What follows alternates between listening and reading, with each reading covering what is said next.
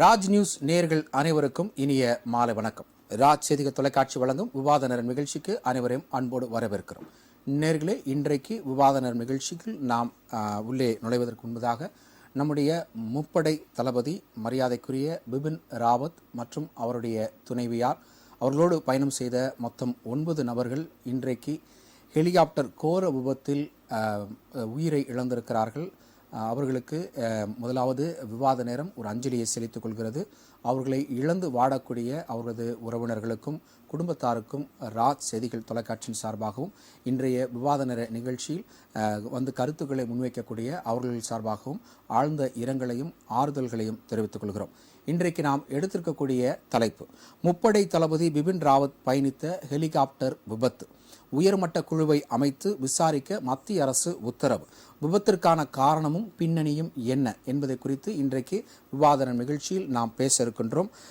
இந்த நிகழ்ச்சியில் கலந்து கொண்டு தங்களுடைய கருத்துக்களை முன்வைப்பதற்காக நம்முடைய சிறப்பு செய்தியாளர் குன்னூரிலிருந்து நேரடி கள நிலவரத்தை பதிவு செய்வதற்காக காத்து கொண்டிருக்கின்றார் திரு சஞ்சய். அவர்களை வரவேற்கிறோம். வணக்கம் சஞ்சய். வணக்கம். அப்படியே இணைப்பில் இருங்க. அடுத்தபடியாக அரங்கத்திற்கு வந்து தன்னுடைய கருத்துக்களை பதிவு செய்ய காத்து கொண்டிருக்கிறார்கள் முன்னாள் தேசிய ஊடக செயலாளர் இந்திய தேசிய காங்கிரசினுடைய மரியாதைக்குரிய திரு SV ரமணி அவர்கள் வந்திருக்கிறார். அவரவருக்கும் மாலை வணக்கம் சார். அடுத்தபடியாக தன்னுடைய கருத்துக்களை முன்வைக்க வந்திருக்கிறார் வழக்கறிஞரும் அரசியல் விமர்சகருமான மரியாதைக்குரிய திரு ராமநாதன் அவர்கள் வந்திருக்கிறார். அவரவருக்கும் வணக்கம் சார். இன்னும் ஒரு சில நிமிடங்களில் அரங்கத்தில் இணைந்து தன்னுடைய அனுபவங்களையும் நேரடி கள ஆய்வுகளையும் வான்வெளியில் பனிமூட்டங்கள் இருந்தால் எந்தெந்த வகையில் விமானிகள் தங்களுடைய விமான பயணத்தையும் அதற்குண்டான சமிஞ்சைகளையும் பெறுவார்கள் என்பதை நேரடியாக களத்தில் இருந்து பார்த்தவரும் போரில் பங்கு பெற்றவரும் தற்பொழுது முன்னாள் விமானப்படையைச் சேர்ந்தவருமான air veteran lion doctor MR David Chandramohan அவர்கள் ஒரு சில நிமிடங்களில் இணைய இருக்கிறார். நாம் விவாத நேர நிகழ்ச்சியில் நாம் பயணிப்பதற்கு முன்பதாக குன்னூரிலிருந்து கலந்திருக்கக்கூடிய சஞ்சயிடம் ஒரு சில தகவல்களை நாம் கேட்டு பெற்றுக்கொள்ள வேண்டியது இருக்கிறது. வணக்கம் சஞ்சய். வணக்கம். காலையில் எத்தனை மணிக்கு இந்த நிகழ்ச்சி நடந்தது? யார் யாரெல்லாம் வந்து பார்த்தாங்க? நேரடி கள நிலவரங்கள் என்ன? முதலாவது பதிவு செய்யுங்க சஞ்சய். சார், மதியம் சரியாக 12:27 மணிக்கு இந்த விபத்தானது நடந்திருக்கிறது. இந்த விபத்தானது நீலகிரி மாவட்டம் மட்டும் அல்லாமல் இந்தியாவையே உலுக்கியிருக்கும் ஒரு சம்பவமாக இருக்கிறது. இதில் நமது முப்படை தளபதியான பிபின் ராவத் அவர்களும் அவரது மனைவி மதுலிகா ராவத் மற்றும் அவரோட க்ரூ மெம்பர்ஸ் என்று சொல்லக்கூடிய அவர்களுடைய பயணம் செய்திருக்கிறார்கள். மொத்தம் 14 பேர் இதில் பயணம் செய்திருக்கிறார்.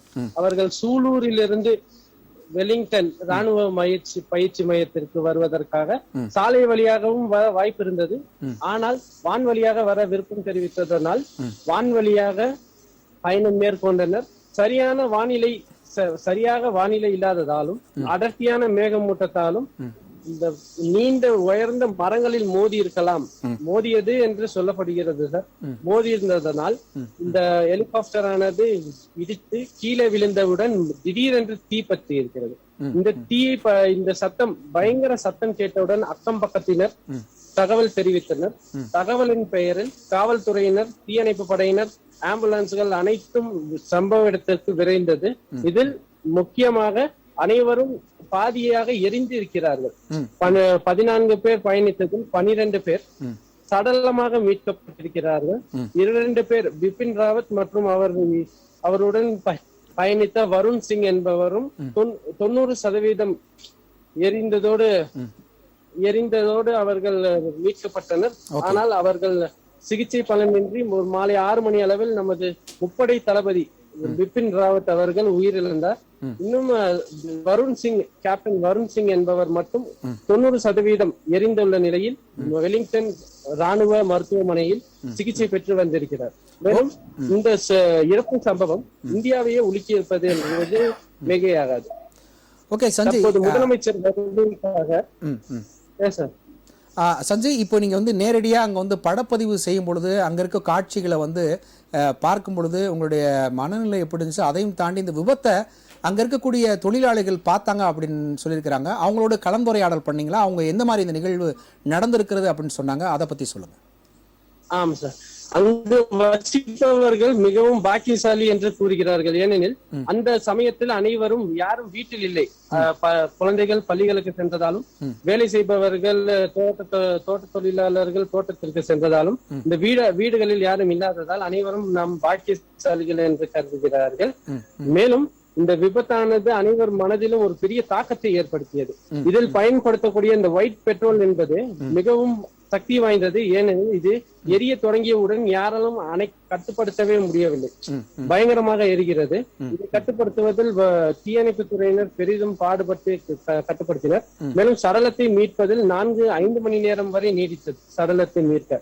மற்றும் அந்த அப்பகுதி மக்கள் பெரிதும் பாதிக்கப்பட்டவர்கள் என்ன கூறுகிறார் என்றால், பள்ளி மாணவர்கள் வீட்டில் இல்லையே, இதுவே பெரிய பாக்கியம் என்று கூறுகிறார்கள். ஓகே சஞ்சய், இப்போ அந்த யார் முதல்ல பார்த்தாங்க, அந்த நபர் யாரு, அவங்க தகவல் கொடுக்கப்பட்ட அந்த நேரம் என்ன அப்படின்றது தெரியுமா? அதை தாண்டி முக்கியமான ஒரு விஷயம், அது குடியிருப்பு பகுதிக்குள்ள மோதி இருக்கா அல்லது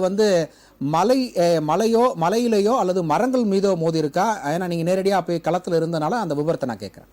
ஆமா ஆமா, அது உயர்ந்த மரங்களில் மோதியது என்று கூறப்படுகிறது. ஏனெனில் அடர்த்தியான மேகமூட்டத்தால் மரங்கள் எதுவும் தெரியப்படவில்லை. வரவழியில் மரங்கள் எதுவும் தென்படாததால் ஹெலிகாப்டர் வேகமாக வந்திருக்கிறது.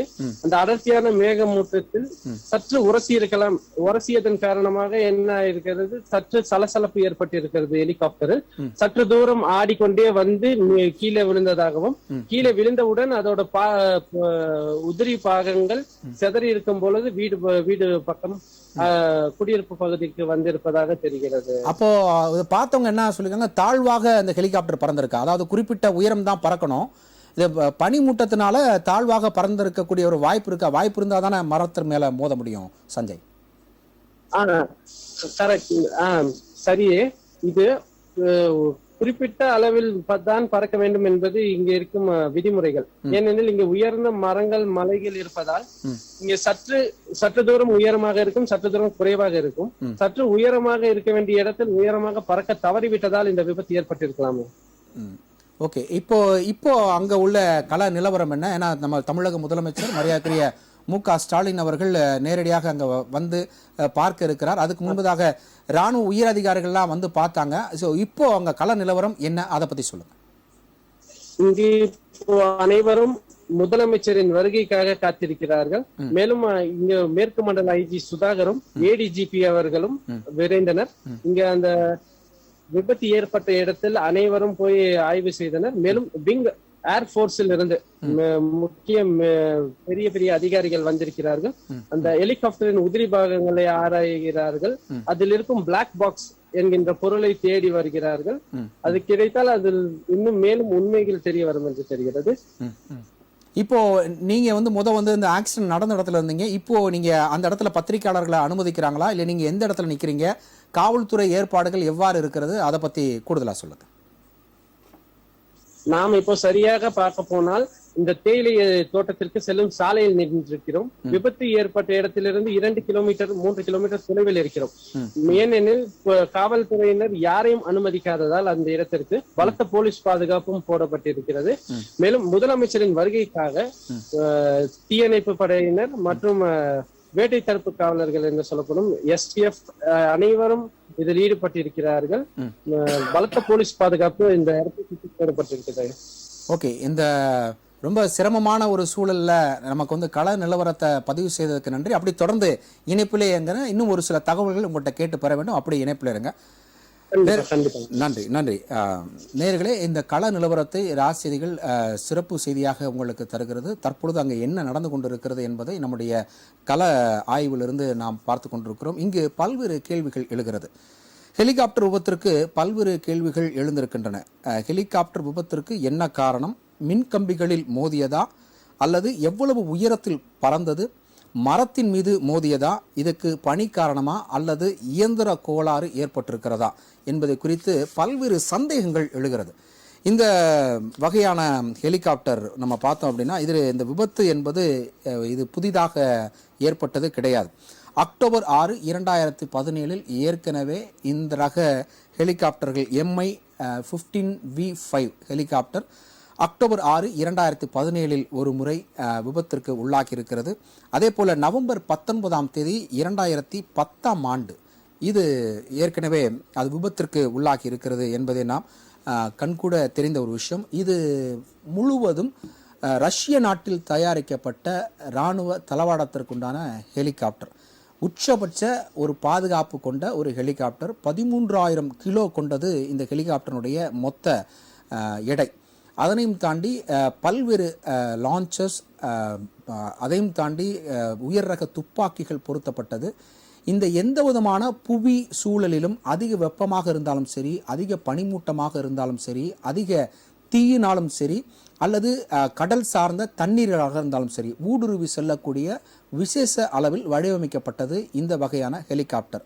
இதில் முக்கியமாக சேட்டலைட்னுடைய உதவியோடு இது எங்கு வேணாலும் செல்லலாம் அப்படின்ற அடிப்படையில் இது பண்ணப்பட்டிருக்கிறது. 2013ஆம் ஆண்டு இராணுவ ஒப்பந்தத்தின்படி இந்த ஹெலிகாப்டர் வாங்கப்பட்டிருக்கிறது ரஷ்யாவிலிருந்து இந்தியாவிற்கு.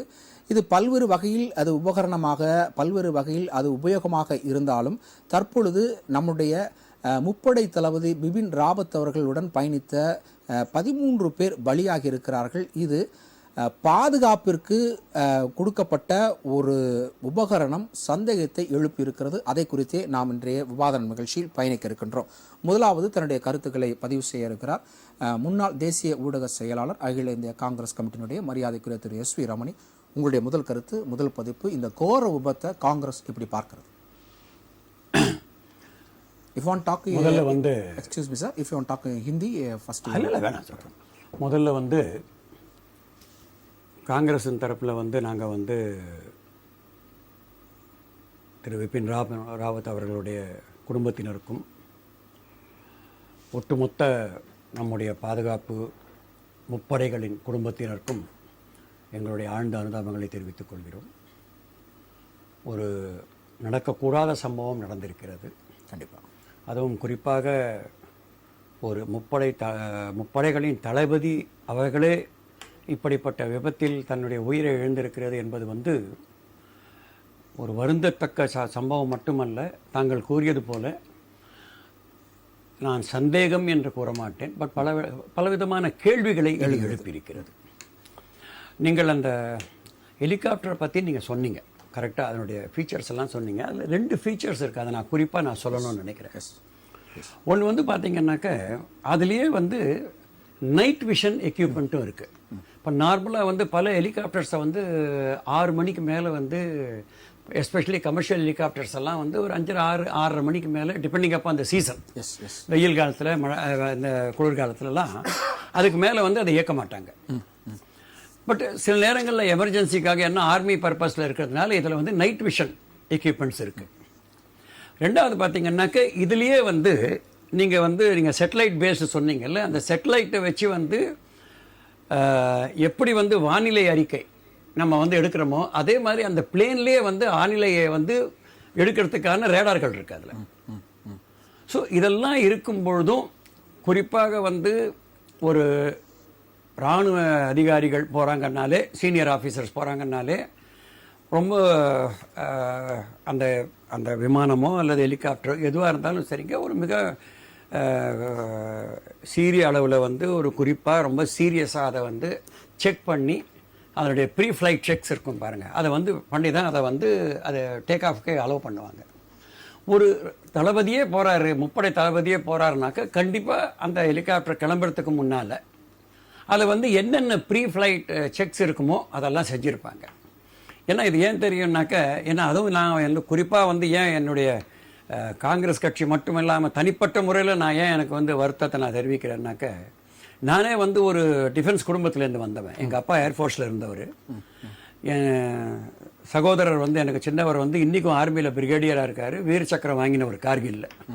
ஸோ அப்படிப்பட்ட ஒரு குடும்பத்திலேருந்து நான் வந்ததுனால அதனுடைய இழப்பை என்னால் புரிஞ்சிக்க முடியுது. ஆர்மியோட இழப்பு இது நாட்டோட இழப்பு, ஒரு தனிப்பட்ட ராவத் அவர்களுடைய ஃபேமிலியோட இழப்பு இல்லை. ஸோ அப்படிப்பட்ட ஒரு தலைவர், அந்த ஆர்மி 3 யூனிட்டோட தலைவர் ஒரு தளபதி ஒரு ஹெலிகாப்டரில் போப்பார் அப்படின்னாக்க டெஃபினட்டாக வந்து அந்த ப்ரீ ஃப்ளைட் செக்ஸ் இருக்குது பாருங்கள், அதெல்லாம் வந்து ரொம்ப ரொம்ப ஆழமாக ரொம்ப இதுவாக கவனிச்சு தான் பர்ஃபெக்டாக பண்ணியிருப்பாங்க. அதனால வந்து இதெல்லாம் மீறி கூட ஒரு கடவுள் செயல் இருக்குது. நீங்கள் இயந்திர கோளாறு எங்கே ஒன்றா வரலாம்.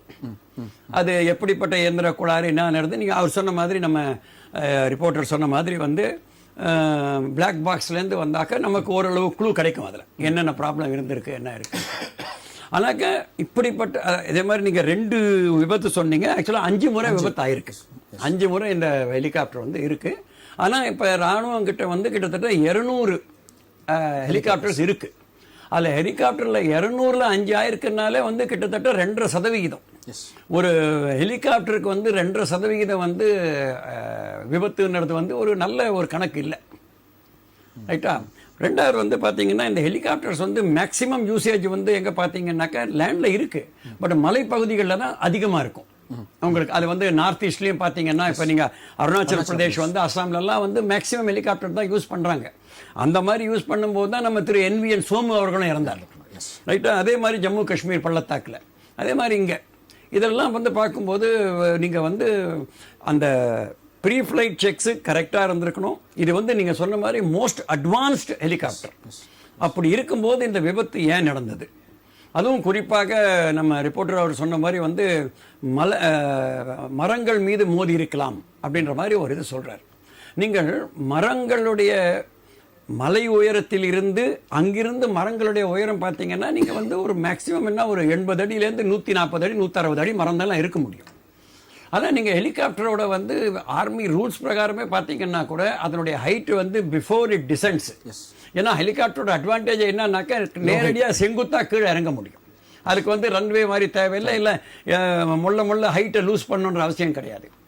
அப்படி இருக்கும்போது அதே மாதிரி வந்து ஜென்ரல் ஒரு தளபதி வந்து ஒரு பிளேனில் போகிறாருனாக்கா டெஃபினட்டாக வந்து அவருடைய பைலட்டும் வந்து ரொம்ப மோஸ்ட் எக்ஸ்பீரியன்ஸ்டு பைலட்டாக தான் இருப்பாங்க. ஸோ ஒரு சாதாரண ஒரு ஆளை வந்து அவருக்கு அமைச்சிருக்க மாட்டாங்க. அதுக்கு இல்லாமல் வந்து அவரை ரிசீவ் பண்ணுறதுக்கு வந்து நீங்கள் அந்த நம்ம பயிற்சி இது இருக்குது பாருங்கள், நிலைய மையம் இருக்குது பாருங்கள், அதனுடைய குரூப் கேப்டன் அவருடைய ஹெட் இங்கே வந்திருக்கார். அவரும் அதில் போயிருக்கார் வெலிங்டன்லேருந்து. ஆச்சு, அவர் தான் இப்போ தன்னுடைய உயிருக்கு 14வது இருக்கிறது. அவர் தான் கடவுளை அவருக்கு ஒரு நல்ல ஆயுளை தர வேண்டும் நாங்கள் நம்ம எல்லாருமே நம்ம வேண்டிக்கிறோம். கண்டிப்பாக. ஸோ அப்படிப்பட்ட நேரத்தில் வந்து ஒரு எக்ஸ்பீரியன்ஸ்டு பைலட்டு அதில் வந்து ஏற்கனவே மேகமூட்டங்கள் இருக்குன்னு உங்களுக்கு தெரிஞ்சிருக்கும். இது சேஃப் இல்லையான்றதுக்கும் வந்து உங்களுக்கு ஒரு ஐடியா கிடைச்சிருக்கும். அது இல்லாமல் அதிலே வந்து உங்களுக்கு சேட்டலைட் பேஸ்டு வார்னிங் சிஸ்டம் இருக்குது, வெதர் சிஸ்டமும் இருக்குது, வானிலை இருக்க உங்களை வந்து எச்சரிக்கக்கூடிய அந்த சிஸ்டமும் இருக்குது. மற்ற எல்லா சிஸ்டம்ஸும் அதில் வந்து ஏதாவது ஒரு ஆபத்து வரப்போகுதுன்னா உங்களை எச்சரிக்கக்கூடிய அதெல்லாம் இருக்குது. அப்படி இருக்கும்போது ரெண்டாவது வந்து என்ன சொல்கிறாங்கன்னாக்கா, அது வந்து எனக்கு நான் வந்து கேள்விப்பட்டிருக்கேன், என் பிரதர்கிட்டையும் கேட்டேன். அவர் வந்து சொன்னார் அதில் ஒரு உண்மை இருக்கும். சில நேரங்களில் முக்கியமான தளபதிகள் முக்கியமான விஐபிகள்லாம் போகும்போது எப்போவுமே வந்து இன்னொரு ஹெலிகாப்டர் கூட போயிட்டாங்க. எஸ், இந்த வாட்டி அந்த ஹெலிகாப்டர் கூட போகலை. ஸோ அது ஏன் போகலை? ஒருவேளை இருக்கலாம். ஏன்னா வந்து நீங்கள் சூலூர்லேருந்து நீங்கள் வெலிங்டன் பார்த்தீங்கன்னா ஒரு 25-30 நிமிஷத்தில் ஹெலிகாப்டர் போய் சேர்ந்துடும். கண்டிப்பாக. ஆகவே இப்படிப்பட்ட நிலையில் வந்து இந்த ஒரு இது இருந்திருக்குனாக்க டெஃபினட்டாக வந்துங்க இதை பற்றி வந்து ஒரு ஏன் நடந்தது, எப்படி நடந்தது என்பதற்காக அப்கோர்ஸ் ஒரு ஏர் மார்ஷல் தலைமையில் ஒரு சீனியர் ஏர்ஃபோர்ஸ் ஆஃபீஸர் தலைமையில் ஒரு குழு அமைச்சிருக்காங்க.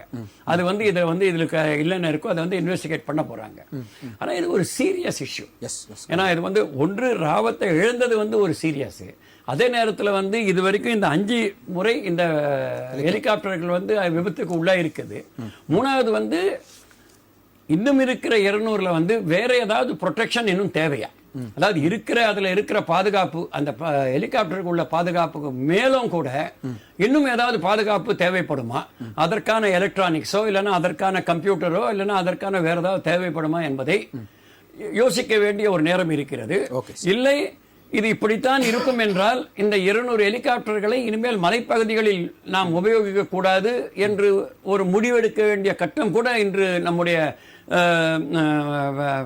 டிஃபென்ஸ் சர்வீசஸ் 3 பேருமே சேர்ந்து அதில் வந்து அது ஆர்மியாக இருக்கட்டும், ஏர்ஃபோர்ஸாக இருக்கட்டும், என்ன நேவியாக இருக்கட்டும், நான் எல்லாமே யூஸ் பண்ணுறவங்க இதை. நிச்சயமா அவர்கள் வந்து ஒரு முடிவு எடுக்க வேண்டிய கட்டத்தில் இருக்கிறார்கள் என்று நான் நினைக்கிறேன். ஓகே சார், நம்ம தொடர்ந்து பேசலாம். உங்களுடைய முதல் கருத்துக்கு நன்றி. அடுத்தபடியாக அரங்கத்தில் இருக்கக்கூடிய உயர்நீதிமன்ற வழக்கறிஞரும் அரசியல் விமர்சகருமான மரியாதைக்குரிய திரு ராமநாதன், உங்களுடைய முதல் பதிப்பு, முதல் கருத்து. இதில் முக்கியமாக நம்ம பார்க்க வேண்டிய விஷயம் என்ன அப்படின்னா, 200 ஹெலிகாப்டருக்கு இருக்கக்கூடிய இடத்துல 5 ஆக்சிடென்ட் நடந்திருக்கு. 5ல் எல்லாமே மேஜர் தான். மோஸ்ட் மேஜர் நம்முடைய முப்படை தளபதி பிபின் ராவத் அவர்கள் சார்ந்தவர்கள் தான் இன்னைக்கு உயிரிழந்திருக்கிறாங்க. ஸோ இது போன்ற தொடர்ந்து விபத்துக்குள் சிக்கக்கூடிய MI-17V5 ரக ஹெலிகாப்டர் நம்மளுடைய இராணுவத்திற்கு தேவையா என்கின்ற ஒரு கேள்வி எழுகிறது. உண்மைதான். அதை பற்றி உங்களுக்கு அதாவது அதை பற்றியும் சொல்கிறேன். அதற்கு முன்னால் பாரத தேசத்திற்கே எங்களுடைய அஞ்சலியை செலுத்திக் கொள்கிறோம். முதல்ல பாரத தேசத்திற்கே எங்கள் அஞ்சலியை நாங்கள் முதல்கண் தெரிவிக்க விரும்புகின்றோம். இது முதல்ல பார்த்தா இது வந்து சதி செயலா அல்லது இது வந்து ஏதாவது விபத்தா அப்படின்னு பார்த்தா, பாரத நாட்டிற்கு எதிராக அதாவது தொடர்ந்து பின்ன போகக்கூடிய ஒரு சதி செயல் அப்படின்னு பார்த்தாச்சுன்னா இருக்கலாம். அல்லது இன்னைக்கு இந்த விபத்தை பொறுத்த அளவில் நம்ம வந்து சொல்ல முடியாது. ஒரு அரசாங்கம் அறிவிப்பதற்கு முன்னால் சொல்ல முடியாது. முதல்ல பார்த்தீங்கன்னா, இந்திய அணு ஆராய்ச்சி நிலையத்தினுடைய தலைவராக இருந்த விக்ரம் சாராபாய் அவர்கள் ஆல்ப்ஸ் மலையில் இருக்கும்போது ஒரு மர்மமான முறையில் இறந்து போனாங்க. அதே மாதிரி நம்மளுடைய தேசத்திற்கே தலைவராக இருந்த லால் பகதூர் சாஸ்திரி அவர்கள் தாஷ்கண்ட் ஒப்பந்தத்தை எட்டிய உடனே அதில் தாஷ்கண்ட் ஒப்பந்தத்திலே கையெழுத்திட்டதற்கு பின்னாலே மாஸ்கோவிலே மர்மமான முறையில் இறந்து போனாங்க. இன்றைக்கும் கூட அது என்ன காரணம் அப்படிங்கிறதே உண்மையில் வழங்க முடியவில்லை. அதே மாதிரி ஐயா சொன்ன மாதிரி NVN சோமு அவர்கள் வந்து விமான விபத்திலேயே இறந்து போனாங்க. சஞ்சய் காந்தி அவர்கள் விமான விபத்திலேயே இறந்து போனாங்க. சஞ்சய் காந்தி அவர்கள் ஒய்எஸ்ஆர் ராஜசேகர் ரெட்டி அவர்கள் இதே விமான விபத்திலேயே இறந்து போனார்கள். ஒரு சரியான விசாரணையே இந்தியாவில் நடந்த மாதிரி தெரியல. அதே போல தொடர்ந்து நீங்க சொன்ன மாதிரி இன்னைக்கு உள்ள விபத்தோ அல்லது சதி செயலோ நடந்திருக்கிறது. பொதுவாக இந்த பார்த்தீங்கன்னா, நீங்க MI ரக விமானங்கள் அப்படின்னு சொல்றீங்க.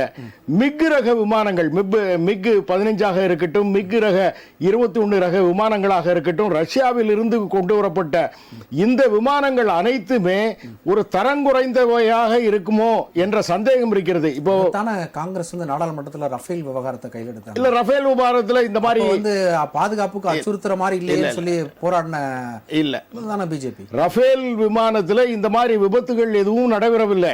நீங்க விபத்துகள் கிடையாது, பாதுகாப்பு குறைவு இருக்கிறது. இல்ல காசு அதிகமா கொடுத்து வாங்கிட்டாங்க. காசு அதிகமாக கொடுத்து இந்த மாதிரி இன்னைக்கு வந்து காசு குறைவாக கொடுத்தோம் அப்படின்னு சொல்லி இப்ப நீங்க வந்து குற்றஞ்சாட்டு இந்த ஒரு தேசமே ஒரு பாதுகாப்புக்கு அச்சுறுத்தலாக இருக்கக்கூடிய நிலைமையில நான் வந்து காங்கிரஸை குற்றஞ்சாட்ட வேண்டாம் அப்படின்னு நினைச்சாலும் கூட, நீங்க வந்து காங்கிரஸ் காலத்துல தான் இந்த 200 விமானங்களும் மிக் 21 15 MI ரக விமானங்கள் எல்லாம் ரஷ்யாவில் இருந்து வாங்கப்பட்ட விமானங்கள் காங்கிரஸ் ஆட்சி காலத்திலே தான் வாங்கப்பட்டன.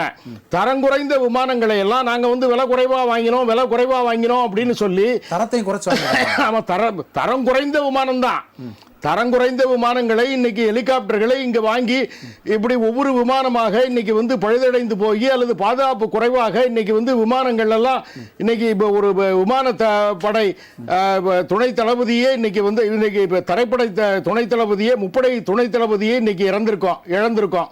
இதெல்லாம் எந்த விதத்தில் நியாயம்? இது காங்கிரஸ் கட்சியினுடைய ஆட்சி காலத்தில் இந்த மாதிரி தரங்குறைந்த விமானங்களையும் ஹெலிகாப்டர்களையும் வாங்கி இருக்கிறார்கள். சரி, நீங்க ஆட்சிக்கு வந்தீங்க, அதை வந்து ஸ்கிராப்ல போட்டுருக்கலாம். இல்ல, ஸ்கிராப்ல உடனடியாக அந்த மாதிரி அது வந்து ஒரு குழு அமைக்க வேண்டும். 200 விமானங்களை போய் ஒரு போர்ப்படையில் இருக்கக்கூடிய விமானங்களை எல்லாம் ஒரே நிமிடத்தில் நாங்க ஆட்சிக்கு வந்துட்டோம், எடுத்தோம், கவிழ்த்தோம் அப்படின்னு அது நிச்சயமா கமிஷன் வைக்கணும். நிச்சயமா நீங்க ராஜ்தீவியின் சார்பாக ஒரு பொதுமக்களின் சார்பாக ஒரு கமிஷன் வைக்கணும் அப்படின்னு சொன்னா நிச்சயமாக வைக்கத்தான் வேண்டும். இதெல்லாம் தரம் குறைந்த வகையா என்பதை வந்து ஆராய வேண்டும். ஐயா சொன்ன மாதிரி இதெல்லாம் அதாவது இது மலைப்பகுதிகளே செல்வதற்கு உகந்ததா என்பதையும் ஆராய வேண்டும். அதிலெல்லாம் நிச்சயமாக அரசாங்கம் கவனம் செலுத்த வேண்டும். இதை பொறுத்த அளவில் இது வந்து விபத்தாகவும் இருக்கலாம், நிச்சயமாக அந்நிய நாட்டினுடைய சதி செயலாகவும் இருக்கலாம். அந்நிய நாட்டினுடைய சதி செயல் இதில் எப்படி வரும்? ஏன் அப்படின்னு சொன்னா, எனக்கு தெரிந்து இப்ப சீனா ஒரு முசீபத்துல, அதாவது கல்வான் பள்ளத்தாக்குலையும் சரி லடாக்லையும் சரி அவர்கள் எல்லை தாண்டி, அதாவது காங்கிரஸ் இருக்கும்போது 36,000 சதுர கிலோமீட்டர்களை இந்திய நாட்டினுடைய சதுர கிலோமீட்டர்களை அவர்கள் பிடித்தார்கள். ஆனா இன்றைக்கு பாரத பிரதமர் மோடி வரும்போது அதை கடுமையாக எதிர்த்து வருகிறார். நம்முடைய படை தளபதி நீங்க டிவியில பார்த்தீங்கன்னா தெரியும், நெட்டி தள்ளுகிறார். இந்த இந்திய நாட்டினுடைய ஒரு அங்குலத்தை கூட, ஒரு சதுர அடியை கூட நாங்கள் பிடிக்க விட மாட்டோம் அப்படின்னு இன்னைக்கு முஸ்லிம்களோடு இந்திய ராணுவம் இருக்கும்போது அதற்கு தளபதியாக இருக்கக்கூடிய தலைவர்களை எல்லாம் தீர்த்து கட்டுவது என்ற சதி செயல் சீனாவில் அரங்கேறி இருக்கலாம். அதற்கு பாகிஸ்தானும் உடந்தையாக இருக்கலாம். இந்த கோணத்தில் எல்லாம் நாம ஆனா இதெல்லாம் என்னுடைய தனிப்பட்ட முறையில் என்னுடைய சந்தேகமே தவிர, நான் இப்படித்தான் நடந்திருக்கும் அப்படித்தான் நடந்திருக்கும் அப்படின்னு சொல்லி ஒரு தேசம் இன்வெஸ்டிகேஷன் ஏஜென்சியை சொல்லுவதற்கு முன்னாலே நான் அந்த தீர்ப்பை ஊடக ஜனநாயகம் என்ற முறையில் நம்ம பேரலல் ட்ரையலை நம்ம நடத்த முடியாது. ஆனாலும் கூட ஒரு தனிப்பட்ட மனிதன் என்ற முறையில் எனக்கு சில சந்தேகங்கள் பாகிஸ்தான் மேலையும் சீனாவின் மேலையும் வருகிறது. அந்த சந்தேகத்தையும் அரசாங்கம் களைய வேண்டும். நம்ம பேசணும் ஒரு நிமிஷம். சஞ்சய் இணைப்பில் இருக்கீங்களா? ஓகே, அவருடைய இணைப்பு துண்டிக்கப்பட்டிருக்கிறது. சொல்லுங்க ரமணி சார். ஒன்றும் இல்லை, அதாவது இன்றைய தினம் அரசியல் பேசக்கூடாதுன்னு தான் நான் வந்தேன். ஆனால் தரம் குறைந்த மிக்கு, தரம் குறைந்த இதுன்னு சொல்லிட்டு ஒரு தரக்குறைவான பேச்சை நம்முடைய நண்பர் முன் வைத்ததுனால அவருடைய தரத்துக்கு நான் கொஞ்சம் இறங்கி தான் நான் பேச வேண்டியதாக இருக்கேன். என்னாக்க சரி, நம்ம தரம் குறைந்தால ஒன்றும் பிரச்சனை இல்ல. தேசத்திற்கு பதில் சொல்ல வேண்டிய நிலைமையில காங்கிரஸ் இருக்கிறது. அதுக்கு பதில் சொல்லுங்க. நான் தனிப்பட்ட முறையில யாரையும் தாக்கல. அரசியல் ரீதியா நம்ம பேசலாம், சில கருத்துக்களை வைக்கலாம். தரம் குறைந்த முறையில இப்ப சஞ்சய் காந்தி இறந்து போனார் அப்படின்னு சொன்னா நம்ம தரம் குறைஞ்ச முறையில யாரையும் சொல்லல. அந்த சந்தேகத்தை கிளப்பினோம், அவ்வளவுதான். இன்றைய நாளில் அரசியல் பேசுவதுதான் தரம் குறைந்தது என்று நான் சொல்றேன். ரைட். இப்போ மிக் விமானத்தை பத்தி பேசினார். 65 மற்றும் 71 2 முறை பாகிஸ்தான்ல அமெரிக்காவோட சாப்ரே ஜெட்ஸ்ன்னு சொன்னாங்களே, F-12 F-15 அந்த நேரத்தில் அதை அடிச்சு நொறுக்கி இந்தியாவுக்கு ஒரு மிகப்பெரிய வெற்றியை கொடுத்தது மிக் விமானங்கள். எஸ். அந்த நேரத்தில் உங்களுக்கு ஞாபகம் இருக்கும், அமெரிக்கா நமக்கு வெறும் பால் மற்றும் வீட் கோதுமையெல்லாம் கொடுக்கறதுக்கு ரெடியாக இருந்தாங்களே ஒழிய ராணுவ தரங்களை கொடுக்கறதுக்கு ரெடியாக இல்லை. நமக்கு அன்றைக்கு நமக்கு உறுதுணையாக இருந்தது ரஷ்யா தான். அவர்கள் கிட்ட இருந்து அந்த விமானத்தை நாம் பெற்றோம். அவர்களுக்கு எதிராக அமெரிக்கா பாகிஸ்தானுக்கு அந்த விமானங்களை நமக்கு நேட் மற்றும் மிக் விமானங்கள் இதை வைத்துத்தான் அந்த போரையே நாம் வென்றோம். அதனால் அதை உடனே MiG-25 முழுதாக தரம் குறைந்தது என்று கூறிவிட முடியாது. ஆனால் 2002ஆம் ஆண்டு எப்பொழுது டெக்னாலஜி, கம்ப்யூட்டர் மற்றும் மற்றதெல்லாம் முன்னேறி செல்ல மிக் விமானம் இனிமேல் நமக்கு அந்த அளவுக்கு பாதுகாப்பை அளிக்காது என்று தெரிந்த பிறகுதான் திரு வாஜ்பாய் அவர்களிடம் அன்று இருந்த நம்முடைய தளபதிகள் நமக்கு புதிதாக விமானங்கள் தேவை என்று சொன்னப்பட்ட பிறகுதான் டெண்டர் விடப்பட்டு 6 விமானங்கள், அந்த 6 விமானங்களில் 2 தேர்ந்தெடுக்கப்பட்டு அதில் ரஃபேல் அதை வென்றது. ஆகவே மிக ஒட்டுமொத்தமாக இந்த ரஷ்யாவிலிருந்து வருகின்ற விமானங்கள் மற்றும் ஹெலிகாப்டர்கள் எல்லாமே தரம் குறைந்தவை என்று ஒரு விதமான ஒரு ஸ்வீப்பிங் ஸ்டேட்மெண்ட் நீங்க கொடுத்துடக்கூடாது. ஓகே, நம்ம தொடர்ந்து பேச பிரேக் அப் நான் கூட ஸ்டார்ட் பண்றேன். நேயர்களே, நாம் பார்த்து கொண்டிருக்கும் விவாதன நிகழ்ச்சியில் பல்வேறு கேள்விகள், பல்வேறு சந்தேகங்கள் எழுகிறது. அதற்கு இங்க இருக்கக்கூடிய அழைப்பாளர்கள் தங்களுடைய கருத்துக்களை பதிவு செய்து கொண்டிருக்கிறார்கள். முதல் பாதியில் குன்னூரிலிருந்து நம்முடைய கள ஆய்வு அடிப்படையில் சிறப்பு செய்தியாளர் சஞ்சய் இணைந்திருந்தார். பிற்பகுதியில் கோவையிலிருந்து சிறப்பு செய்தியாளர் திரு வேலுமணி அவர்கள் இணைய இருக்கிறார். மேலும் பல்வேறு தகவல்களை நாம் பார்க்கலாம்.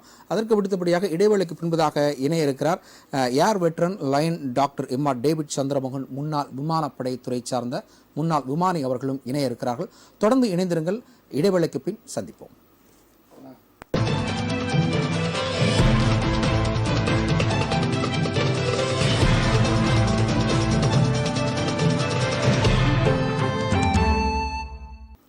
நேர்களே, விவாத நேரம் நிகழ்ச்சி தொடர்கிறது. நாம் தொடர்ந்து விவாத நேர நிகழ்ச்சியில் பயணிக்கலாம்.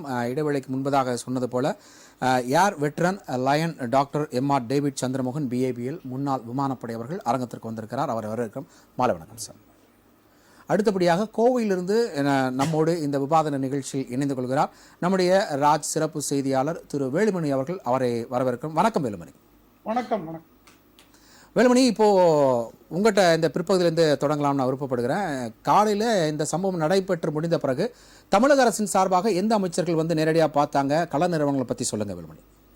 இப்போது வந்து பாத்தீங்கன்னா, அதாவது அமைச்சர்கள் வந்து பார்வையிடுறது ஒரு பக்கம் இருந்தாலுமே முதலமைச்சர் வந்து மு.க. ஸ்டாலின் அவர்கள் வந்து இப்ப வந்து கோவை விமான நிலையம் வந்து விமான நிலையத்தின் மூலமாக அங்கிருந்து வந்து கார் மூலமா வந்து இங்க வந்து குன்னூர் அந்த நடந்த சம்பவ இடத்துக்கு விரைந்து சென்று கொண்டிருக்கிறார் என்பது நம்ம தகவல் வந்துட்டு இருக்குது. இவருக்கு வந்து பாதுகாப்பு அளிக்கப்பட்டிருக்கிறது. பல்வேறு இடங்கள்ல வந்து போலீசார் வந்து பாதுகாப்பு பணியில் ஈடுபட்டிருக்கிறாங்க. இப்ப சம்பவ இடத்துக்கு வந்து விரைந்து கொண்டிருப்பது மிகப்பெரிய ஒரு நல்ல விஷயமா இருந்தாலுமே அவர் வந்து என்ன பண்றாரு, இந்த விஷயங்கள் எல்லாம் வந்து உடனடியாக கேட்டிருந்திருக்கிறாரு. சுகாதாரத்துறை அதிகாரியிடம், அது போல மற்ற அதிகாரிகளிடம், அங்கு உள்ள ஆட்சியரிடம் எப்படி நடந்தது, விபத்து எப்படி ஆனது, இப்படி இது போன்ற விஷயங்கள் எல்லாம் வந்து கேட்டிருந்திருக்கிறாரு அப்படிங்கிறது குறிப்பிடத்தக்கது. மேலும் பாத்தீங்கன்னா இந்த பயணம் மூலமாக அவர் போனது பல்வேறு இடங்கள் இது ஆச்சரியத்தை ஏற்படுத்தக்கூடிய ஒரு விஷயமாகவும் இருக்குதுன்னு சொல்லலாம். என்னென்ன எங்கெங்க அவங்க பிளான்ஸ் இருந்துச்சு அதை பத்தி சொல்லுங்க. அதாவது பிளான் பாத்தீங்கன்னா, இப்ப கரெக்டா பாத்தீங்க விமான நிலையத்தை வந்து இந்த விபத்து வந்து ஹெலிகாப்டர் விபத்து வந்து மிகப்பெரிய சோகத்தை ஏற்படுத்தி இருக்கிறது கூட சொல்லலாம். இருந்த போதிலும் வந்து இவருடன் அந்த விபின் இவர் வந்து அவர் இறந்ததுல அவருக்கு கூட வந்து 13 பேர் வந்து இறந்திருக்கிறாங்க இந்த விபத்துல. இது ஒரு பெரிய சோகத்தை நாட்டே வந்து உழுக்கக்கூடிய ஒரு செய்தியாக இருக்குது அப்படின்னு கூட சொல்லலாம். இருந்த போதிலும் வந்து அந்த இடம் வந்து மீட்பு பணி வந்து மிகவும் வந்து ஒரு தாழ்வான பகுதி அப்படிங்கிறது மிகவும் கஷ்டமான ஒரு இடம். அதுல வந்து ராணுவ வீரர்கள் எல்லாம் உடனடியா சம்பவ இடத்துக்கு வந்து அந்த மீட்பு பணியில ஈடுபட்டு வர்றாங்க அப்படிங்கிறது குறிப்பிடத்தக்கது. பொதுமக்களும் அந்த பக்கம் வந்து உடனடியாக அந்த பக்கம் வந்து சத்தம் அதிகமா கேட்டது அப்படின்னு சொல்லி தகவல் தெரிஞ்சு எல்லாருமே வந்து இப்ப அதுல வந்து தீயணைப்பு துறையினர், அந்த மற்ற துறையினர்கள், வனத்துறையினர், இது போன்ற விஷயங்கள் எல்லாருமே வந்து சம்பவ இடத்துக்கு உடனடியாக விரைந்து வந்திருக்காங்க. வந்திருந்தும் வந்து இப்ப வந்து அவசர அவசரமா எல்லாத்தையும் வந்து மீட்பு பணிகளை எடுத்திருக்கிறாங்க. ஒருத்தர் மட்டும் அதுல வந்து சீரியஸா இருக்கிறாரு. அதுல வந்து அதுவும் வந்து கவலைக்கிடமாக இருக்கிறது அந்த தகவல் வந்திருக்குது. மேலும் பாத்தீங்கன்னா இந்த 13 பேர் இருந்த நிகழ்ச்சி வந்து பெரும் நாட்டையே ஒழிக்கக்கூடிய ஒரு சோகத்தை ஏற்படுத்தி இருக்குது. பிரதமர் நரேந்திர மோடி தலைமையிலையும் வந்து இப்போ ஒரு அவசர கூட்ட ஆலோசனை வந்து நடைபெற்று வருதுன்னு ஒரு தகவல் இருக்குது. இதுல வந்து கூட பயணித்தவங்க, அதாவது பாத்தீங்கன்னா இவர் கூட வந்து பயணித்தவங்க வந்து ஒரு 14 பேர்ல வந்து முக்கியமான எல்லாருமே வந்து ராணுவ வீரர்கள் உட்பட, அதாவது கோவை சூலூர் விமான இதுல இருந்து போயிருக்கிறாங்க. ஏற்கனவே அந்த விமானத்து இது அதாவது பாத்தீங்கன்னா காலையில எத்தனை மணிக்கு அங்க இருந்து கிளம்பி இருக்கிறாங்க? சரியாக 10:10 மணிக்கு போல கிளம்பி இருக்கிறாங்க. 12:45 போல விபத்து ஏற்பட்டிருக்குது சொல்லப்படுது. எந்த இடத்துல? குன்னூர்ல எந்த இடத்துல இந்த விபத்து நடந்திருக்கு? குன்னூர் காட்டேரி அப்படிங்கிற ஒரு ஏரியா இருக்குது. அந்த ஏரியால தான் இந்த விபத்து நடந்திருக்குது. அது விபத்து நடந்ததுல இருந்து மிகவும் வந்து பகுதியில் இருக்க மக்கள் எல்லாம் எல்லாமே சூழ்ந்து போய் அதை வந்து அணைக்கிறதுக்கான முயற்சியில் ஈடுபட்டு இருக்காங்க. இருந்த போதிலும் அது வந்து விமானம் வந்து பெட்ரோல் இதுங்கிறதுனால ரொம்ப ரொம்ப பெரிய விபத்தா ஏற்பட்டிருக்கிறதுனால யாருனால அணைக்க முடியல. உடனடியாக தகவல் சொல்லி அங்க இருந்து வந்து எல்லாருமே வந்திருக்கிறாங்க. அதாவது பாத்தீங்கன்னா அனைத்து துறையினரும் வந்து விரைந்து வந்து செய்த ஒரு மிகப்பெரிய விஷயங்கள் சொல்லலாம். பொதுமக்களும் அவங்களோட சேர்ந்து இந்த விஷயத்துல ஈடுபட்டு இருக்காங்க. அதை காப்பாற்றக்கூடிய நிலைமை, அதாவது போர்க்கால அடிப்படையில வந்து இந்த பணிகள் எல்லாம் முடுக்கிவிட்டு செய்யப்பட்டது ஒரு பெரிய விஷயமா கருதப்படுது. அங்க பார்த்திருக்கவங்க வந்து நிறைய பேர் வந்து ஹெலிகாப்டர் ரொம்ப தாழ்வாக பறந்திருக்கிறதுன்னு சொல்லி இருக்கிறாங்க. அது உண்மையா? இருக்குது, உண்மையான ஒரு விஷயமா இருக்குது. அதே போல பாத்தீங்கன்னா மேகமூட்டம் வந்து மிகவும் மோசமான சூழ்நிலையில இருந்திருக்குது. மேகமூட்டம் வந்து மோசமான சூழ்நிலையில் இருந்திருக்குது. அதையும் கட்டுப்பாட்டை மீறி போய் அதை வந்து ஒரு பாறையில இடிபட்டதாக கூட சொல்றாங்க, தகவல் சொல்றாங்க. இடிபட்டு இந்த விபத்துக்குள்ளா இருக்குது அப்படின்னு கூட தகவல் சொல்றாங்க. தாழ்வான பகுதியில பறந்திருக்க கூடாது அப்படிங்கிற ஒரு பேச்சு ஈடுபடுது. இருந்த போது அதுக்கு வந்து சரியான தீர்வு இன்னும் வந்து விசாரணை மேற்கொண்டு போயிட்டு இருக்குங்கிறது நம்ம சொல்லப்படலாம். ஓகே, நன்றி வேலுமணி. அப்படியே இணைப்பில் இருங்க, நம்ம தொடர்ந்து பேசலாம். இணைப்பில் இருங்க. அடுத்தபடியாக நம்முடைய அரங்கத்திற்கு வந்திருக்கக்கூடிய air veteran lion doctor M R. David Chandramohan B A B L முன்னாள் விமானப்படை. சார், நீங்கள் நேரடியாக விமானத்தை இயக்கியிருக்கீங்க. இந்த சம்பவம் வந்து நமக்கு ரொம்ப துரதிருஷ்டவசமான சம்பவம். அந்த பைலட்டு, ஏன்னா வந்து முப்படை தளபதி அப்படின்றது வந்து ஒரு சாதாரண ஒரு நபர் கிடையாது. ஸோ அவருக்கு well expert and well trained pilot தான் அங்கே போயிருக்க முடியும்.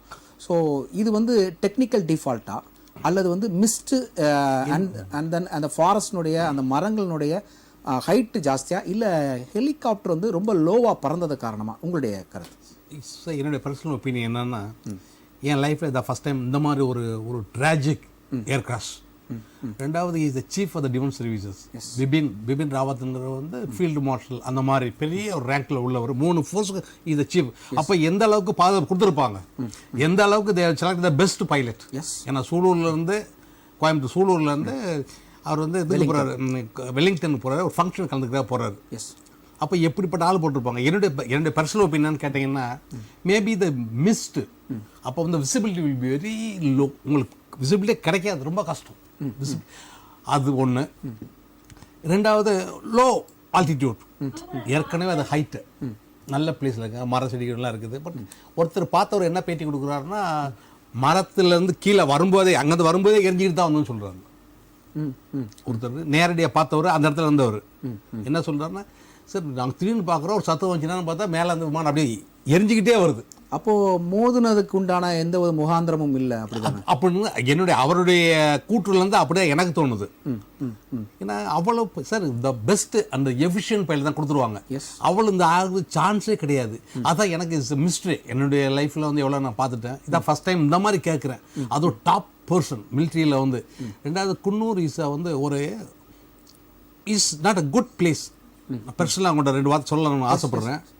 ஃபீல்டு மாஸ்டர் SHFJ மானேக்ஷரா அவங்க ஹாஸ்பிட்டலில் இருக்கும்போது நம்மளுடைய பிரசிடென்ட் டாக்டர் அப்துல் கலாம் போயிருக்காரு. பார்க்க போயிருக்கும்போது அவர் பெட்டில் படுத்து அழுகுறாரு.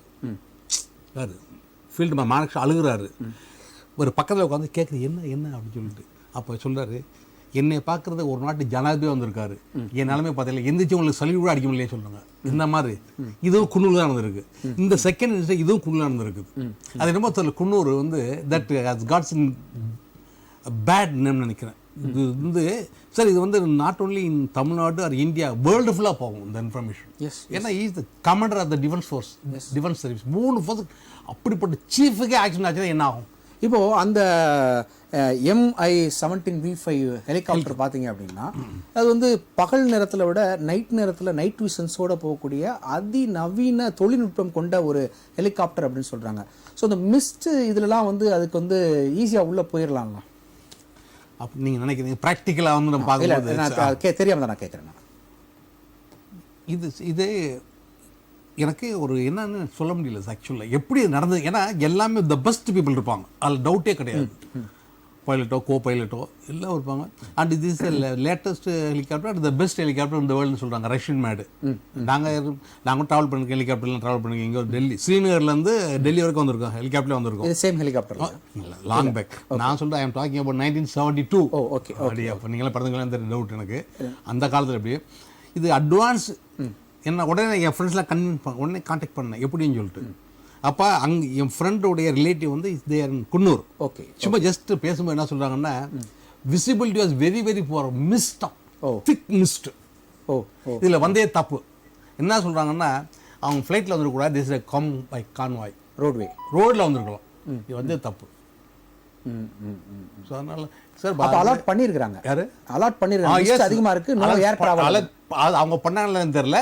பட் நமக்கு கொடுத்த இன்ஃபர்மேஷன், எனக்கு கிடைச்ச இன்ஃபர்மேஷன் வந்து என்ன சொல்றாங்கன்னா, ரிலேட்டிவ் தான் இருக்காங்க, சொல்றாங்க very very poor visibility, they are not suppose to come by flight, this to come by convoy. அதுதான் என்னுடைய பெரிய ஒப்பீனியன். அப்படி அவர் என்று சொன்னார். ஏன்னா சார் இது இங்கே வர்றோம்னா at least I must come with some knowledge. ஒன்றுமே இல்லை வந்து லேமன் அந்த குரல அர்த்தமே கிடையாது இல்லையா என்னன்னு சொல்லிட்டு. அது எனக்கு ஒரு புரியாத புதிர். 14 பேர் ட்ராவல் பண்ணி 13 பேர் இறந்து போயிட்டா சொல்கிறாங்க. இப்போ லேட்டஸ்ட் இன்ஃபர்மேஷன். ஒருத்தர் கவலை கிடையாது, ஒரே கவலை. அப்போ வந்து ஒரு பிபின் ராவத் வந்து என்ன ஆனார், whether is still alive or passed அவே.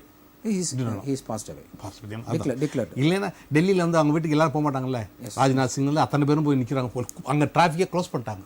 இப்போ இதை தாண்டி இன்னொரு விஷயம் இங்கே புரியாத புதிராக இருக்கிறது என்ன அப்படின்னா, எப்பயுமே வந்து ஹையர் அஃபீஷியல்ஸ் கமாண்டன்ஸ் வந்து போகும்போது பின்னாடி ஒரு ஹெலிகாப்டர் ஃபாலோ ஸ்டாண்ட் பை சொல்லுவாங்க. ஸ்டாண்ட் பை இங்கே போகும்போது ஸ்டாண்ட் பை போகலை. ஏன், என்ன ரீசன்? வாட் த ரீசனாக இருக்கும்? அதுக்கு நான் லேமன் நம்ம இங்கே உட்காந்து நான் சொல்ல முடியல. I can give you the answer. அதுக்கு பதில் சொல்கிறது கொஞ்சம் கஷ்டம். ஆனால் எப்போவுமே இப்போ ஒரு சீஃப் போனாங்க பின்னால் ஈவன் காரில் போனோம்னா பின்னால் ஸ்டாண்ட் பை கார் ஒன்று வரும். ஹெலிகாப்டர் போனாச்சு இன்னொரு ஹெலிகாப்டர் வரும். ரெண்டாவது அந்த ஹெலிகாப்டர் வந்து 13 பேர் ட்ராவல் பண்ணுறா, 14 பேர் இருந்தால் சொல்கிறாங்க. 14 பேர் ட்ராவல் பண்ணுறாங்க சார். அவங்க மினிஸ்டர் எல்லாம் இருக்காங்க. பட் ஜெனரல் விஐபி போகும்போது ரொம்ப அந்த மாதிரி போக மாட்டாங்க. ஜென்ரலாக ஒரு விஐபின்னு போகும்போது அவங்க மேக்கப் எல்லாம் சொல்லுவாங்களே, சீஃப் செக்யூரிட்டி அதில் செக்யூரிட்டி அவங்க இருப்பாங்களே ஒழிய இவ்வளோ பேர் போயிருக்காங்க. That's also is a question mark. எப்படி ஏன் இவ்வளோ பேர் போனாங்க அந்த ஒரு ஹெலிகாப்டரில்? But what is the capacity அப்படிங்கிறது I do not know exactly. ஒரு சில ஹெலிகாப்டர் வந்து லிமிட்டட் பீப்புள். அந்த ஹெலிகாப்டருடைய கெப்பாசிட்டி பார்த்தீங்கன்னா சீட்ஸஸ் வந்து 16 சீட்ஸஸ் இருக்கும். 16 சீட் இருக்கும். அண்ட் தென் வந்து குறைந்தபட்சம் வந்து அதில் வந்து நீங்கள் வந்து ஒரு 1000 கிலோலேருந்து 1500 கிலோ வரைக்கும் நீங்கள் எடுத்து போகலாம். கையில் வந்து நீங்கள் எடுத்துகிட்டு போகிற மாதிரி அந்த கொண்டு போகலாம். மொத்தம் டோட்டல் வெயிட் பார்த்தீங்கன்னா 13,000 கிலோ எடை கொண்ட அந்த ஹெலிகாப்டர். ஸோ உங்களுடைய கேள்வி ரொம்ப நியாயமான கேள்வி. ஏன் ஒரே ஹெலிகாப்டரில் இத்தனை பேர் பயணிக்க வேண்டும், என்ன காரணம்? ஸோ அது ஒரு ரீசன். ஒன்று இவ்வளோ பெரிய ஆள் போயிருக்கும்போது இது இந்தியாவை பொறுத்தவரைக்கும் number 1 as far as defense is concerned. Yes. அப்படி போட்டால் போகும்போது ஏன் அவருக்கு ஒரு ஸ்டாண்ட் பை ஹெலிகாப்டர் ஏன் போகல? இங்கே கேள்வி reasonable question sir. Actually any layman also will ask. சாதாரண போகும்போதே ஒரு காரில் போகும்போது இன்னொரு கார் போகிறாங்க. நம்ம எவ்வளோ பார்க்குறோம், ஒரு ஹெலிகாப்டர் லேண்ட் பக்கத்தில் அனதர் ஹெலிகாப்டர் லேண்ட், இதன் ஜெனரல் நடக்கிறது. இதில் இவர் ஒரு ஹெலிகாப்டர் தான் போயிருக்குது. ஒரு மிஸ்டு காரணமாக வந்து ஏன் 2 ஹெலிகாப்டர் ஒரே ஹெலிகாப்டரில் போய்க்கலான்னு சொல்லிட்டு பின்னாடி வந்தவங்க போயிருந்துருக்கலாம். இல்லை சார், அந்த அளவுக்கு திங்க் பண்ணுறவங்க ஏன் மிஸ்டில் போகலாமான்னு யோசிக்க மாட்டாங்களா? ஓகே. இப்போ பார்க்குறவங்க சார், ஐயோ மிஸ்டருக்கே இப்படி போகலாமா, ஏதாவது நான் என்ன செய்ய முடியும், அதனால் ஒய் நாட்டு கோபை ரோட்டில் போகலாமே, கான்வாயில் போயிடலாம் அப்படின்னு நினச்சி பார்த்துக்கலாம் இல்லையா? இந்த மாதிரி திங்க் பண்ணுறவங்க ஏன் அப்படின்னு நினச்சி பார்க்க மாட்டாங்க. ஓகே நம்ம தொடர்ந்து பேசலாம். அடுத்தபடியாக திரு ரமணி, பிரேக் முன்னாடி நம்ம பேசலாம். அந்த நீங்கள் வந்து திரு டேவிட் சந்திரமோகன் வந்து எனக்கு கொஞ்சம் கூடுதலாக ஒரு நல்ல ஒரு என்கரேஜ்மெண்ட் இருக்கு. தொடர்ந்து சொல்லுங்க. ஏன்னா அவர் வந்து கொஞ்சம் டவுட் சொன்னார். அதாவது காங்கிரஸ் காலத்தில் வாங்கப்பட்ட ஹெலிகாப்டர்கள் இதில் வந்து சரியாக அவங்க வாங்கியிருக்காங்களா வாங்கலையா, 5 விபத்து உள்ளாயிருக்குன்னு சொன்னார். ஆனால் டேவிட் சார் வந்து இன்னைக்கு வந்து கிளியராக அதை கிளாரிஃபை பண்ணிட்டாரு. தன்னுடைய நண்பர்கள்ட்டையும் அவர் பேசியிருக்காரு. பேசுனதுல இன்னைக்கு வேர்ல்டில் இருக்கிறதுல one of the best helicopters அது அப்படின்னு அவங்களும் சொல்றாங்க. டெக்னிக்கலி மோஸ்ட் அட்வான்ஸ்னு சொல்றாங்கன்னு சொல்லியிருக்காரு. அதுவும் இல்லாமல் இன்னைக்கு கோயின்சிடென்ட் பார்த்தீங்க அப்படின்னா அவரு வந்து அதை குவாலிஃபை பண்ணிட்டார். அந்த ஹெலிகாப்டர் ரஷ்யன் பிரசிடென்ட் வந்து இன்னைக்கு இந்தியாவுக்குள்ள இருக்கிறாரு. விளாடிமிர் வந்துட்டு போயிட்டார். எஸ் அவங்க வந்துட்டு போனதுக்கப்புறம் ரஷ்யன் மேட் ஒன்று கிராஷ் ஆகுது அப்படின்றதா ரொம்ப கேள்வி சொல்றாங்க. இதில் சிலதெல்லாம் கோயின்சிடென்ஸ்னு வார்த்தை இருக்குது இங்கிலீஷில். அதாவது வந்து சில நேரங்களில் வந்து சில இன்சிடென்சஸ் நடக்கும்போது இதற்கு அதற்கும் தொடர்பு இல்லாத இருந்தால் கூட வந்து நடந்தது வந்து தொடர்பு இருக்கிற மாதிரி இருக்கலாம். ரைட்டா? மூணாவது வந்து ஒரு கிளாரிஃபிகேஷனுக்கு மட்டும்தான் சொல்கிறேன். மறுபடியும் நான் சொல்கிறேன், இன்னைக்கு வந்து நான் பாலிடிக்ஸ் பேச வரல. இன்னைக்கு அந்த நாள் பாலிடிக்ஸ் பேசுகிற நாள் இல்லை. இருந்தாலும் அவர் சொன்னார் வந்து இந்த மாதிரி வந்து சைனாவில் வந்து இவங்க இறந்தப்போ இழந்துட்டாங்க, இப்போ நாங்கள் இல்லைன்னு சொல்கிறாரு. மோடி வந்துங்க 2020ஆம் ஆண்டு ஏப்ரல் 14ஆம் தேதியிலிருந்து இன்னைக்கு வரைக்கும் சைனா என்ற வார்த்தை அவர் வாயில வரல. அங்கே வந்து அன்னைக்கு வந்து நம்முடைய சோல்ஜர்கள் வந்து எவ்வளோ பேர் இறந்தாங்கன்னு உங்களுக்கு தெரியும். அதற்கப்புறமா வந்து சைனா எந்த அளவுக்கு இந்தியா உள்ள ஊடுருவிக்கிறதுன்றது உங்களுக்கு தெரியும். அமெரிக்கன் சேட்டலைட்ஸ் வந்து அது ஒரு கிராமமே அமைச்சிருக்கிறத சொல்லியிருக்காங்க. அதுக்கப்புறமா வந்து இன்னொரு அமெரிக்கன் ரிசர்ச் ஆர்கனைசேஷன்ஸ் வந்து இப்போ ரீசெண்டாக வந்து அந்த சிக்கன் நெக் பகுதியில் அங்கேருந்து 16 கிலோமீட்டர்ல வந்து நீங்க வந்து அவங்க இன்னொரு வில்லேஜை வந்து கம்ப்ளீட்டா ரோடு பிரிட்ஜஸ் எல்லாம் சேர்ந்து ஆரம்பிச்சிருக்கதா சொல்றாங்க. இந்தியாவுக்குள்ள அவங்க ஆக்கிரமிச்சு இருக்காங்கன்றதுல வந்து ஒரு டவுட்டும் கிடையாது. உங்ககிட்ட நாங்க காங்கிரஸ் என்ன கேள்வி கேட்கறோம்னா, அவங்க இருக்காங்களா இல்லையான்னு சொன்னதுக்கு நீங்க வந்து முதல்ல வந்து ஒரு வாட்டி நீங்க ஒரே ஒரு வார்த்தை சொன்னீங்க. என்னன்னாக்க இந்திய எல்லைக்குள் சைனா இல்லை, வரவும் இல்லைன்னு சொன்னீங்க. அப்படின்னா என்ன அர்த்தம்னாக்க நீங்க சைனாக்கு வந்து ஒரு கிளீன் சிட் கொடுத்துட்டீங்க. நல்ல நாடு இது சைனா, இந்தியா உள்ள அவங்க வந்து ஆக்கிரமிக்க இல்லைன்னு சொல்லிட்டீங்க. ஆனா எல்லா விதமான ப்ரூஃபும் இன்னைக்கு வந்து அவங்க ஆக்கிரமிச்சிருக்கான ப்ரூஃப் இங்க இருக்கு. இது வரைக்கும் வந்து அவங்க அதை பத்தி பதில் சொல்ல. இந்தியாவோட பாதுகாப்புக்காக இவர் என்ன பண்றாரு? 56 இன்ச் எங்க போச்சு? அதாவது வந்து இந்தியில சொல்லாரு இவர் லால் ஆங்க் திகாவ் அப்படின்னாரு. யாரு? மன்மோகன் சிங். அதாவது வந்து சிவந்த கண்களை காமியுங்கள் அப்படின்னாரு. அந்த சிவந்த கண் எங்க போச்சுன்னு எனக்கு தெரியல. அதனால வந்து தயவு செய்து வந்து நீங்க வந்து இந்திய பாதுகாப்புக்கு வந்து மோடி வந்து 1 இன்ச்சும் கொடுக்க மாட்டேன்னு சொல்லியிருக்காருன்னு சொன்னதெல்லாம் 56 இன்ச் எல்லாம் தேஞ்சு கழுத எரிஞ்சு கட்டெரும்பாய் 5 இன்ச் ஆகி போச்சு. இன்னைக்கு 5 இன்ச் மார்பு தான் இருக்கு. இன்னைக்கு சைனா கிட்ட உங்களால ஒன்றும் பண்ண முடியல. இன்னைக்கு இன்னைக்கு இந்த நாட்டை காப்பாற்றுறதே வந்து இந்த இராணுவத்தை இதுதான். இல்லை இந்த அரசாங்கம் இல்லை. அவங்களால வந்து ஒரு தெளிவாக ஒரு கொள்கை எடுத்து சைனா கூட தைரியமாக உட்காந்து பேச முடியல இன்னைக்கு. அதுதான் இன்னைக்கு இருக்கிற நிலைமை. இருந்தாலும் நான் வந்து இதை வந்து ஒரு அடிப்படையா எனக்கு நிறைவான கருத்து இல்ல அடிப்படையா ஒரு எக்ஸ்பிளனேஷனுக்காக தான் நான் கொடுத்தேன். நிறைவான கருத்து நான் என்ன சொல்ல விரும்புறேன்னாக்க, இன்னைக்கு வந்து ஒரு நடக்கக்கூடாத ஒன்று நடந்திருக்கு. ஒரு மிகப்பெரிய ஒரு சோல்ஜரை நாங்கள் இழந்திருக்கோம். அதாவது வந்து பரம வசிஷ்ட சேவா மெடல்லேருந்து யுத்த சேவா மெடல் அந்த மாதிரி பல மெடல்களை பெற்று ஒரு முதல் முறையாக வந்து ஒரு commander of the armed forces CDS இன்னைக்கு முதல் முறையாக வந்து ஒரு பதவியேற்றவர் வந்து இன்னைக்கு இழந்திருக்கும். இது வந்து நீங்கள் சொன்ன மாதிரி பலவிதமான டவுட்டு அவர் டாக்டர் டேவிடும் வந்து ரொம்ப முக்கியமான சில பாயிண்ட்ஸ் எல்லாம் முன் வைத்திருக்கிறார். அதனால் வந்து இது ஒரு சீரியஸான விஷயமா இருக்கிறதுனால கவர்மெண்ட் வந்து இதனுடைய என்கொயரி பண்ண போகிறாங்க. அதுக்குன்னு ஒரு கமிட்டி அமைச்சிருக்காங்க. ரொம்ப தீவிரமாக இதை செய்து இது வந்து திரு ராவத் அவர்கள் இன்றைக்கு நடந்த விபத்து அதை மட்டும் நிற்காம அப்படி வேறு ஏதாவது குறைகள் இருக்கிறதா என்பதையும் கண்டறிந்து அதற்காக என்னென்ன, ஏன்னா அவர் சொன்னார், அவர் வக்கீல் சார் கரெக்டாக சொன்னார், நீங்கள் வந்து ஒரு 200 ஏர்கிராஃப்டை வந்து ஜம்முன்னு தூக்கி போட்டுற முடியாது. அதனால வந்து அதை வந்து அப்படி ஏதாவது குறைகள் இருந்தால், ஏன்னா ஏர்ஃபோர்ஸ் வாங்கும் போதே வந்து ஃபீல்டு ட்ரையல்ஸ் எல்லாம் பண்ணி தான் வாங்குவாங்க, சும்மா வாங்கியிருக்க மாட்டாங்க. அதனால வந்து ஏர்ஃபோர்ஸ் அதிகாரிகளையும் குறை சொல்ல முடியாது அந்த நேரத்தில் வாங்கினதுக்கு. அதில் வந்து ஏதாவது ஒரு சில குறைகள் பாடுகள் இருக்கலாம். அப்படி இருந்தால் இது வந்து ஒரு மனிதனால் நேர்ந்த விபத்தா, இல்லை ஒரு அகஸ்மாத்தாக நடந்த விபத்தா, அல்லது உண்மையாகவே அந்த ஹெலிகாப்டரில் வந்து ஏதாவது குறைபாடுகள் இருக்கின்றதா என்பதை ஆராய்ந்து அதற்கேற்றவாறு ஒரு நல்ல முடிவினை அரசாங்கம் எடுக்க வேண்டும். அதுதான் காங்கிரஸோட கருத்து. நன்றி. திரு ராமநாதன், உங்களுடைய நிறைவான கருத்து. நானும் உண்மையிலேயே இன்னைக்கு வந்து அரசியல் பேசுவதற்காக வரவில்லை. அதாவது மன்மோகன் சிங் அவர்கள் வந்து சிவந்த கண்களை காண்பிக்கின்றாரோ இல்லையோ, மரியாதைக்குரிய ஜவஹர்லால் நேரு அவர்கள் கூட இந்த நாட்டை வந்து சிவந்த மண்ணாத்தான் ஆக்கினார். சிவந்த கண்களை கூட அவர் கூட காட்டலை. அவர் காலத்திலேயே 1962 போரில் 38,000 சதுர கிலோமீட்டரை சீனாவிடம் நாம் இழந்தோம். இன்னைய வரையும் அந்த முயற்சியை வந்து நாம் வந்து 1 சதுர கிலோமீட்டர் நிலத்தை பிடுங்குவதற்கு கூட நாம் ஆக்கிரமிப்பதற்கு கூட நாம் வந்து முயற்சி எடுக்கலை என்பதுதான் வருத்தத்திற்குரிய விஷயம். ஒரே ஒரு நிமிஷம். அதான் அதே இன்றைய தினம் காங்கிரஸ் கட்சியை போல வந்து இந்த பாரதிய ஜனதா கட்சி அரசாங்கம் இல்லை என்பதுதான் சீனாவுக்கு கோபம். அவர்கள் வந்து நம்ம ரெசிஸ்டன்ஸை காமிச்சா பல மடங்கு எதிர்ப்பை இந்திய நாடு காண்பிக்கிறது என்பதுதான் அவர்களுடைய கோபம். நாமும் அவர்களுக்கு இணையாக நாம வந்து பல பாலங்களை கட்டி இருக்கிறோம், பல குடியிருப்புகளை கட்டி இருக்கிறோம், பல இங்கிருந்து, அதாவது சென்னையிலிருந்து அந்த கல்வான் பள்ளத்தாக்குக்கு கொண்டு போக வேண்டும் என்றால், நம்முடைய துருப்புகளை கொண்டு போக வேண்டும் என்றால் உடனடியாக கொண்டு போகக்கூடிய அத்தனை வேலைகளையும் இந்த மோடியினுடைய அரசாங்கம் செய்திருக்கிறது. அதை பற்றி விரிவாக பேசலாம். ஐயா டேவிட் சந்திரமோகன் அவர்கள் வந்து ஏதோ மிக்ரக விமானத்திற்கு ஏதோ கிளீன் சீட்டு கொடுத்தது மாதிரி கொடுக்கல. அதாவது உயர்ந்த பாதுகாப்பு அம்சங்களை கொண்டது என்று ஒரு வார்த்தை சொன்னாரு. அதை ஐயா வந்து பிடிச்சுக்கிட்டார். அதாவது ஒரு போரில் வந்து வெற்றி பெற்றது என்பதற்காகவே கூட ஒரு சாமானிய மனிதன், என்னை போன்ற ஒரு சாமானிய மனிதன் வந்து அதுல வந்து சந்தேகத்தை கிளப்பக்கூடாது அப்படின்னு ஒண்ணும் இல்ல. காங்கிரஸ் கட்சி அதை விலைக்கு வாங்கியது என்பதாலேயே அது வந்து புனிதமாக கருதக்கூடிய அளவுக்கு நாம இருக்கணும்னு அவசியம் இல்லை. நிச்சயமாக தலைப்புல உங்களுடைய நிறைவான நிச்சயமாக இது வந்து விசாரணைக்குரியதுதான். அதாவது இது வந்து பனிமூட்டத்தால் நிகழ்ந்திருக்கலாம், விபத்தால் நிகழ்ந்திருக்கலாம். ஏன் பைலட் விமானம் போகல அப்படின்னு விசாரணை நடத்த வேண்டும். அதை போலவே அந்நிய நாடுகளுடைய சதி இருக்கிறதா என்பதையும் கூட இந்த நாட்டு அரசு நிச்சயமாக விசாரிக்க வேண்டும். அப்படி இருந்ததுன்னா எப்படி இஸ்ரேல் மொசாத்து படை நடவடிக்கை எடுக்கின்றதோ அதை போல நடவடிக்கை எடுத்தால்தான் நம்முடைய நாட்டிற்கே ஒரு பெருமையாக இருக்கும் என்று கருதுகின்றேன். இதுதான் என்னுடைய இறுதியான கருத்து.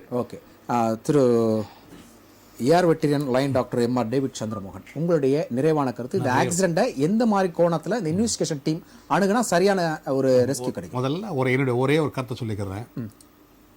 அதிகமாய் பேசினால் ஒதுக்கப்படுவீர்கள், குறைவாக பேசினால் தேடப்படுவீர்கள், திமிராய் பேசினால் வெறுக்கப்படுவீர்கள், பண்பாய் பேசினால் மதிக்கப்படுவீர்கள். நான் பண்பா பேச மதிக்கணும் அவசியம் இல்லை. இந்த என்னுடைய கருத்துக்களை சொல்ல நான் கடமைப்பட்டிருக்கேன். எப்பவுமே ஏர்ஃபோர்ஸை பொறுத்தவரைக்கும் எந்த ஒரு இந்த மாதிரி கேர் கிராஷ் ஆக்சிடென்ட் ஆச்சுன்னா உடனே கோர்ட் ஆஃப் என்கொயரி பண்ணுவாங்க, கோர்ட் ஆஃப் என்கொயரி வச்சுருவாங்க. Immediately they will find out. But என்னுடைய ஒரே தாழ்மையான கருத்து என்னன்னா, அந்த கோர்ட் ஆஃப் என்கொயரி இருந்தால் அந்த ஆக்சுவல் என்ன ஃபைண்டிங் வெளியே வரணும். It should come out. இது வரைக்கும் முன்னாள் தலைவர்கள் இது போன்று ஏர் கிராஷ் ஆனப்போ உண்மை வெளியே வந்திருக்கா? அதுக்கு நான் பதில் சொல்ல முடியாது. அப்புறம் இதுல மட்டும் எப்படி வரும்? வரணும்னு நான் எதிர்பார்க்கிறேன். இது வந்தா மற்றவங்களுக்கு இது ஒரு பாடமா அமையும் இல்லையா? ஏன்னா சார் இது உலகத்துல ஒண்ணு இருக்குங்க, அதுல ரிப்போர்ட் வந்திருக்கா உண்மை வெளி வந்திருக்கான்றது ரெண்டு வேற விஷயம். ரிப்போர்ட் வந்திருக்கான்னு கேளுங்க. இல்ல ரிப்போர்ட் வந்திருக்கா, அதோட உண்மை ரிப்போர்ட் வந்திருக்கு இல்லையா எல்லாத்துக்கும், இல்ல ரிப்போர்ட்டே வரலையா? அதாவது என்கொயரி வைக்கிறாங்கல்ல, கிராஷ் ஆச்சுன்னா ரிப்போர்ட் வந்திருக்கு, ஆனா உண்மை வந்திருக்கா இல்லையான்றது வேற விஷயம். அது டிபெண்ட் ஆஃப் த ஆர்மி. நல்லது. கம்ப்ளீட் பண்ணுங்க. இது எனக்கு மனசுக்கு ரொம்ப வேதனையா இருக்கு. ஏன்னா sir such a top man. இந்தியாவை பொறுத்த வரைக்கும் டிஃபென்ஸை பற்றி இஸ் நம்பர் 1 இல்லையா? லீகலாக வந்து பிரசிடென்ட் ஆஃப் இந்தியா இது சுப்ரீம் பவர். ஆனால் இந்த 3 இதுக்கு ஃபோர்ஸ்க்கும் இவர் தான் இப்போதைக்கு இஸ் தன் கமாண்டர் டிஃபென்ஸ் சர்வீஸ் சொல்லி, அதுக்கு இவர் தான் கமாண்டர். அப்படிப்பட்ட ஒரு ஆளுக்கு இப்படி ஒரு ஆக்ஷன் இருந்தது விச் அது nobody might expect in the life. It's வேர்ல்டுக்கே ஒரு பெரிய பாடம். கண்டிப்பா நீங்க பேசும்போது உங்களுடைய கண்கள் கலங்கி. இல்லை சார், இது ரொம்ப ஏன்னா சார் நாங்கள் டிஃபென்ஸில் இருந்தோம் இல்லையா? Yes yes. ஆமாம், வந்து டிஃபென்ஸில் இருந்ததுனால தான் இன்னைக்கு I am far better person compared to others. Okay. ஆமாம், இன்னைக்கு அதெல்லாம் இந்த investigation team court of enquiry அவங்க எப்படி இதை டேக்கிள் பண்ணால் கரெக்டான விஷயம் வெளியே வரும்? இது வந்து எல்லாத்தையுமே அனலைஸ் பண்ணும் சார், எல்லாத்தையும் அனலைஸ் பண்ணும்.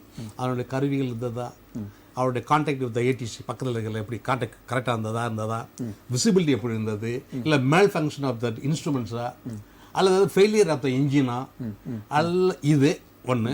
ரெண்டாவது வந்து இதில் வந்து வேற ஏதாவது ஒரு சக்தி ஏதாவது இதில் வந்து ஈடுபட்டுருக்கானுங்கிறத வந்து only preliminary investigate only find out, அதுதான் தெரியும். இல்லைன்னா ரொம்ப கஷ்டம். ஏன்னா அது சார் இப்போ இருக்க சுச்சுவேஷன் எங்கே பார்த்தாலும் இந்த மார்க்சிஸ்ட் அந்த மாதிரி ஏகப்பட்ட ப்ராப்ளம் எல்லா இடத்துலையுமே இருக்குது. எல்லா இடத்துக்கும் இந்த அவந்திபுரம் இடத்துல வந்து 35-40 சோல்ஜரை ஒரே சிஆர்பி ஜவான் கொண்டாங்க இல்லையா?